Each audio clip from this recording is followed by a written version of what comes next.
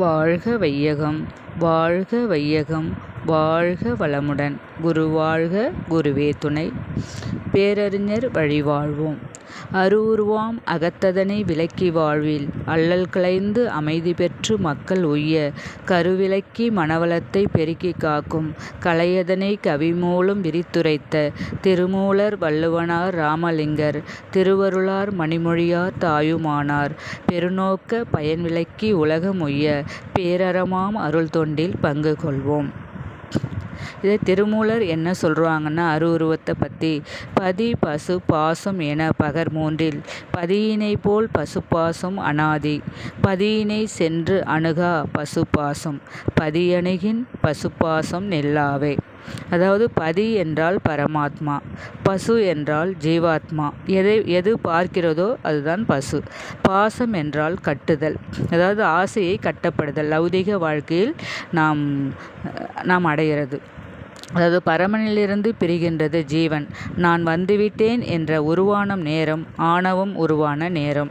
ஜீவனுக்கு இறைவனுக்கும் ஒன்றாக சேர்தல் அத்வைதம். ஜீவன்களுக்கு பதியாக இருப்பதினால் அந்த இறைவனுக்கு பசுபதி என்ற பெயர் பெற்றிருக்காங்க.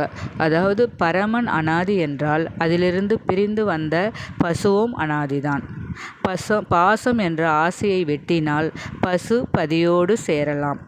பசுவும் பாசமும் இருக்கின்ற வரையில் பதியை அடைய முடியாது. பதியிடமிருந்து பசு பிரிந்து அப்போது பாசம் வந்துவிட்டது. எப்போது பதியிடமிருந்து இந்த பசு வந்துவிட்டதோ அப்பொழுதே பாசம் நம்மிடம் வந்துவிட்டது. பதியினை சென்று அணுகா பசு பாசம். பார்ப்பதை அப்படியே ஏற்றுக்கொள்வது பசு. அதாவது அறியாமையால் பார்ப்பதை உண்மை என்று அதிலேயே மயங்கி விடுவது. இறைவனை உணர்ந்த பசு ஊனக்கண்ணால் பார்க்கும் பார்வையை விட்டுவிட்டு ஞான கண்ணால் பார்க்கும் பார்வையில் எல்லாம் பரம்பொருளாக பார்க்கும் ஜீவன் சிவனாக மாறும். பசுவும் பாசமும் இருக்கின்ற வரையில் பதியை அடைய முடியாது. அதாவது பதி அணுகின் பசுபாசம் நெல்லாவே. குருவின் மூலமாக பசு பதியுடன் இணைந்து விட்டால் பசு பாசம் என்ற அறியாமை விலகிவிடும் சொல்கிறாங்க. அப்புறம் இன்னொரு பாடலில் சொல்கிறாங்க, படமாடும் கோயில் பகவர்க்கு ஒன்று ஈல் நடமாடும் கோயில் நம்மர்க்கு அங்கு ஆகா. நடமாடா கோயில் நம்மர்க்கு ஒன்று ஈல் படமாடா கோயில் பகவர்க்கு அது ஆமே. அதாவது தன்னையொத்த மனிதன் பசித்திருக்கையில் கடவுளுக்கு ஒரு பொருளை அளித்தால் அது நடமாடும் மனிதனுக்கு பயன் தராது.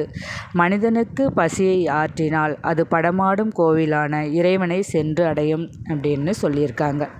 இன்னொரு பாடலில் யாவர்க்குமாம் இறைவர்க்கு ஒரு பச்சிலை யாவர்க்குமாம் பசுவிற்கு ஒரு வாயுரை யாவர்க்குமாம் உண்ணும்போது ஒரு கைப்பிடி யாவர்க்குமாம் பிறர்க்கு இன்னுரை தானே. அதாவது பொன் வைத்த இடத்துல பூ வைத்து செய்வாங்கன்னு சொல்லுவாங்க. அதுதான் மனம் இருந்தால் மார்க்கம் உண்டு. ஒரு நாள் சாக்கிய நாயனார் என்றவர் ஒரு வழியில் போய் கொண்டே இருக்கும்போது ஒரு சிவலிங்கத்தை பார்த்தார். எதுவும் இல்லை என்று ஒரு கல்லை எடுத்து அந்த சிவலிங்கத்து மேல் போட்டு வணங்கினார். இதே மாதிரி தினமும் ஒரு 10 நாள் வணங்கிட்டே இருந்து 11ஆவது நாள் போகும்போது மறந்துட்டு சென்றார். உடனே இறைவன் அழைத்து, சாக்கியா எனக்கு ஏன் கல் போடாமல் போகின்றாய் என்று இறைவன் அழைத்ததாக சொல்கிறாங்க. அப்போ இறைவன் தூய மனதோடு நீ எந்த நிலையில் வணங்கினாலும் இறைவன் ஏற்றுக்கொள்வார்னு நம்ம புரிஞ்சுக்கணும் அதில். அப்புறம் இருக்கும் இடத்தில் பசுவிற்கு ஒரு உணவு, ஏதாவது ஒரு உணவு கொடுப்பது நல்லதுன்னு சொல்கிறாங்க. உணவு சாப்பிடும்போது ஒரு கைப்பிடி, பக்கத்தில் இருக்கும்போது பகிர்ந்து உண்ணுதல் நல்லதுன்னு சொல்கிறாங்க. அதே மாதிரி யாருக்காவது ஒரு இன்னுரை உரைப்பது தானே நல்ல வார்த்தை. அதாவது ஒரு பிரச்சனையிலையோ ஏதோ ஒரு கஷ்டத்தை தன்னிடம் சொல்லும், ஐயோ அப்படியே இன்னும் மேலே சரியே ஆகாது என்று சொல்வதை விடுத்து எல்லாம் சரியாகிவிடும், இறைவன் இருக்கிறார் என்ற ஒரு நல்ல உரைப்பது நல்லதுன்னு சொல்கிறாங்க. அதான் வள்ளுவர் என்ன சொல்கிறாருன்னா, பற்றற்றான் பற்றினை அப்பற்றை பற்றுக பற்று விடற்கு. அதாவது பற்றற்ற கடவுளின் பக்தியை மனதில் பற்றி கொள்ள வேண்டும். ஆசா பாசங்களை விடுவதற்கு கடவுளிடம் நாம் பக்தி செய்ய வேண்டும் என்று சொல்லியிருக்காரு. அதான் வேண்டுதல் வேண்டாமை இலாநாடி சேர்ந்தார்க்கு யாண்டும் இடும்பை இல. வெறுப்பில்லாத அந்த கடவுளின் திருவடிகளை நினைப்பவருக்கு ஒருபொழுதும் துன்பம் வராது அப்படின்னு வள்ளுவர் வள்ளுவர் சொல்லுகிறார். இது ராமலிங்கர் என்ன சொல்கிறாருன்னா, அந்த பரம்பொருளோடு எப்படி நாம் இணைவது என்று தாமும் பரமும் ஒன்றாக சேர்வதற்கு 4 விதமான ஒழுக்கங்களை கடைபிடிக்க சொல்கிறாங்க.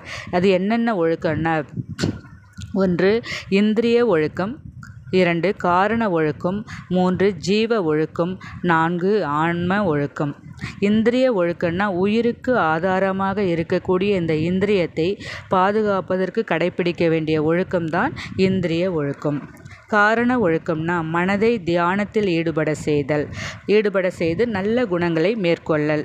இது காரண ஒழுக்கம். ஜீவ ஒழுக்கம்னா ஆண்மக்கள் பெண்மக்கள் முதலியன அனைவரிடத்திலும் ஜாதி, மதம், இனம், குலம், உயர்ந்தோர் தாழ்ந்தோர் என்ற வேறுபாடுகள் நீங்கி அனைவரையும் எல்லோரையும் தம்மவர்களாக மதித்து பாவித்து நடத்தல் ஜீவ ஒழுக்கம். ஆன்ம ஒழுக்கம்னா என்னன்னா, யானை முதல் எறும்பு வரை உள்ள அனைத்து உயிரினத்தினிடமும் உள்ள ஆன்மா பரமாத்மாவே ஆகும். அது நீக்கமற எவ்விடத்தும் பேதமற்று நிறைந்திருக்கிறது. இதை அறிந்து நல்ல செயல்களில் ஈடுபடுவது ஆன்ம ஒழுக்கம்னு சொல்லியிருக்காங்க. இந்த 4 ஒழுக்கங்களை பின்பற்றும் போது இறைவனை நாம் சேரலாம்னு சொல்லியிருக்காரு.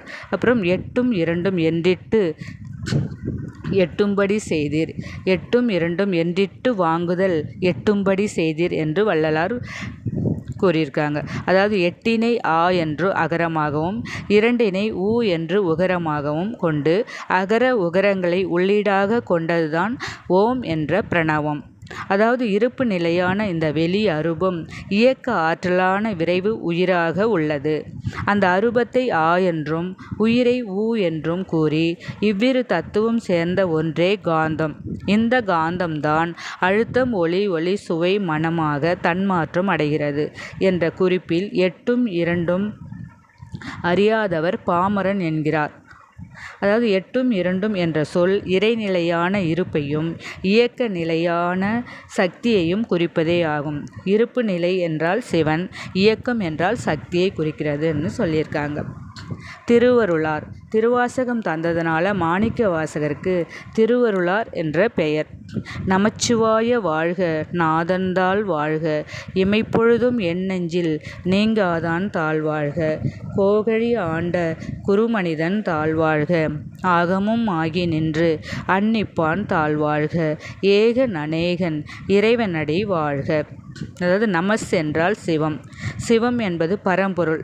சிவனுக்கு நமஸ்காரம். எனக்கு தலைவனாக இருக்கக்கூடிய நாதனுக்கெல்லாம் தலைவனாக உள்ள அந்த இறைவனை வணங்குகிறேன்னு சொல்கிறாங்க. நாதம் என்பது ஒளி என்றால் எல்லாவற்றிற்கும் நாதனாக இருக்கக்கூடிய அந்த இறைவனுக்கு வணக்கம் என்று சொல்லியிருக்காங்க. அதாவது நா என்றால் நடப்பு என்றால் உயிர்களுடைய பிறப்பு, நடக்கக்கூடிய செயல். மா என்றால் மாய திரை, மறைப்பு. சி என்றால் சிறப்பு, பரம்பொருளின் சிறப்பு. வா என்றால் வனப்பு, உயிர்களுக்கும் பரம்பொருளுக்கும் உள்ள தொடர்பு. யா என்றால் யாப்பு, கட்டுதல், அதாவது உயிர்கள் தேகத்தில் கட்டப்படுதல். அதுதான் கோகழி இமைப்பொழுதும் என் நெஞ்சில் நீங்காதான் தாழ்வாழ்க. இமைக்கிற நேரம் கூட, கண்ணிமைக்கும் நேரத்தில் கூட என்னை விட்டு விலகாமல் இருக்கும் இறைவனுக்கு நன்றின்னு சொல்லியிருக்காங்க. இறைவனை நெஞ்சில் வைக்க வேண்டும். அவன் என்னை விட்டு போக மாட்டார், அவரே புகுந்து கொள்கிறார். கோகழி ஆண்ட குருமனிதன் தாழ்வாழ்க. கோகழி என்றால் திருப்பெருந்துறைக்கு தான் கோகழி என்ற பெயர். மாணிக்க வாசகருடைய ஊர் மதுரைக்கு பக்கத்தில் உள்ள வாத ஊர் என்ற ஊர். குருக்களிலேயே மிக உயர்ந்த குருவுக்கு வணக்கம். ஆகமும் ஆகி நின்று அன்னிப்பான் தாழ்வாழ்க. கண்ணுக்கு புலப்படாத எங்கும் நிறைந்த பரம்பொருள் அன்னிப்பான் வாழ்கன்னு சொல்கிறாங்க. ஏகன் அநேகன் இறைவனடி வாழ்க. அன்பின் வடிவமாக உள்ள பரம்பொருள் அநேகனாக மாறியிருக்கிறது.